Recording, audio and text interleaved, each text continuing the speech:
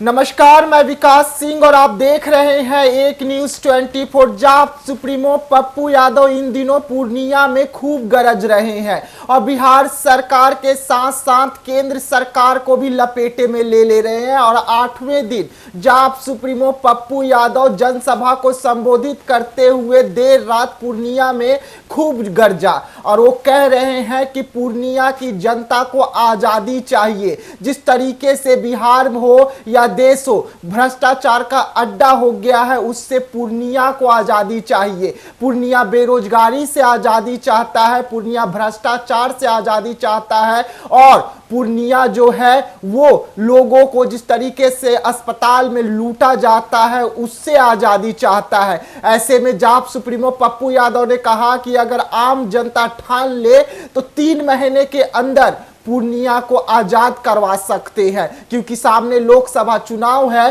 और जाप सुप्रीमो पप्पू यादव लोकसभा के चुनाव के मद्देनजर ये बड़ा बयान दे रहे हैं और लोगों को संबोधित कर रहे हैं। ऐसे में क्या कुछ कह रहे हैं जाप सुप्रीमो पप्पू यादव, हम आपको सुनवाते हैं। देश और दिल्ली से पट्टा से हमको मतलब है कोसी सीमांचल की आजादी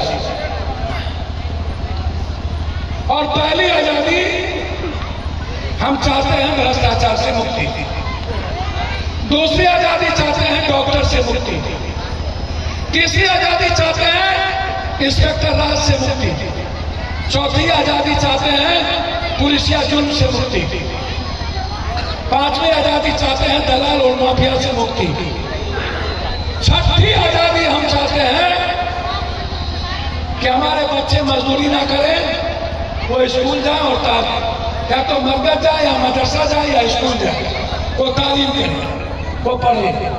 18 साल तक हम किसी को मजदूरी करने ना देते।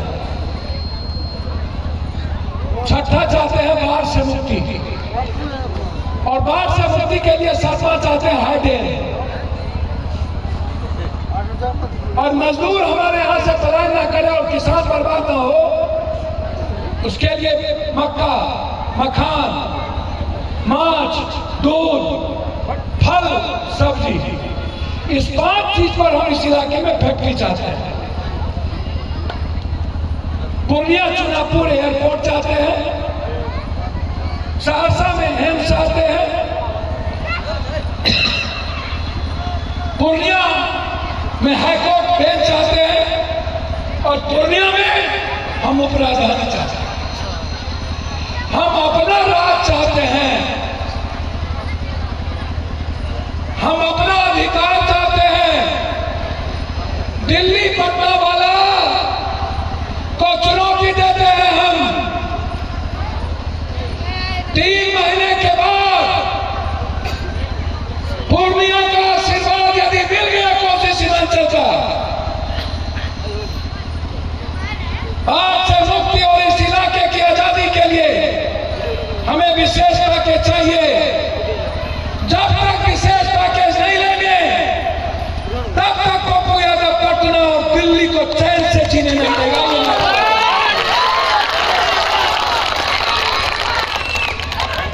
हमें फैक्ट्री चाहिए, हमें नहीं चाहिए जात पात।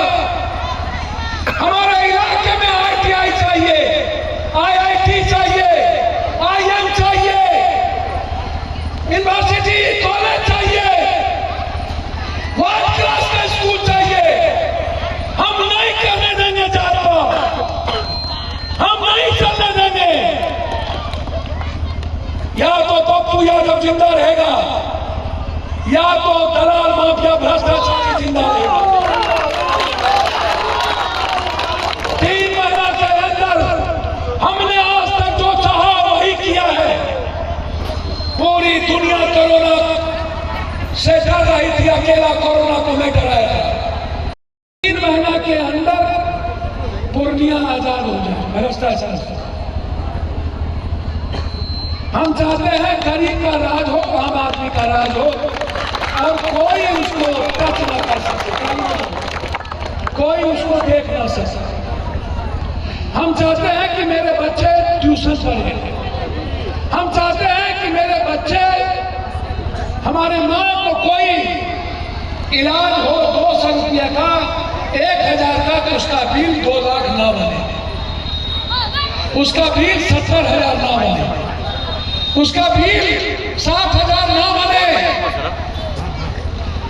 लोगों के मन में डर ना हो कि मेरी मां पैसे के अभाव में नहीं बचेगी।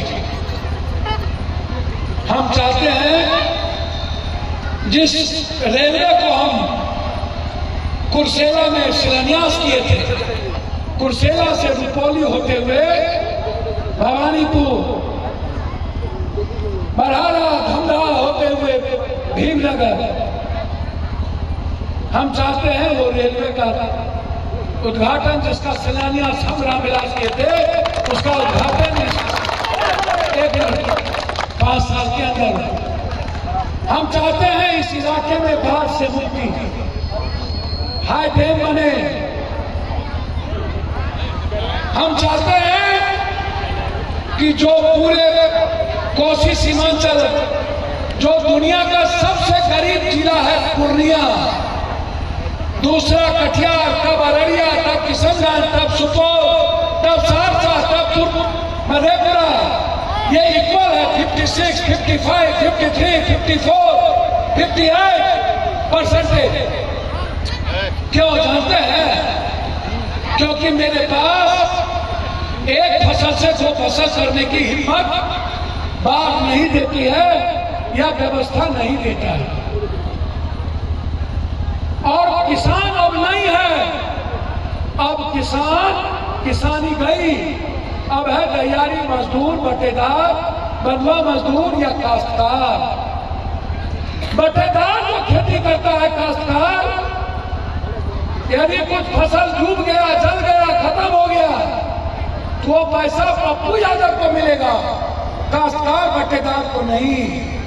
जी हाँ, सुना आपने गरीबों के मसीहा जाप सुप्रीमो पप्पू यादव को। पप्पू यादव लगातार इन दिनों पूर्णिया और कोसी के क्षेत्र में तहलका मचा कर रखे हुए हैं और बिहार सरकार को घेरते हुए नजर आ रहे हैं। वो चाहते थे कि महागठबंधन से उन्हें टिकट मिले और चुनाव लड़ सके, लेकिन जब महागठबंधन उन्हें भाव नहीं दी तो बिहार सरकार पर जमकर हमला करते हुए नजर आते हैं और जमकर खड़ी कोटी सुनाते हैं। वो यहीं पर नहीं रुके, आजाद वाले देश में वो आजादी मांगते हुए क्या कुछ कहे आपने सुना। तो इसी तरीके से जाप सुप्रीमो पप्पू यादव पटना हो या पूर्णिया या सीमांचल जमकर बरस रहे हैं, क्योंकि पप्पू यादव जो उनका राज्य खोया हुआ था, जो उनके हाथ से पूर्णिया सीमांचल चला गया था, उसे वापस पाना चाहते हैं। और यही कारण है कि पप्पू यादव 8वें दिन जनसभा को संबोधित करते हुए रात दिन एक करके पूर्णिया और कोसी के क्षेत्र में काम कर रहे हैं,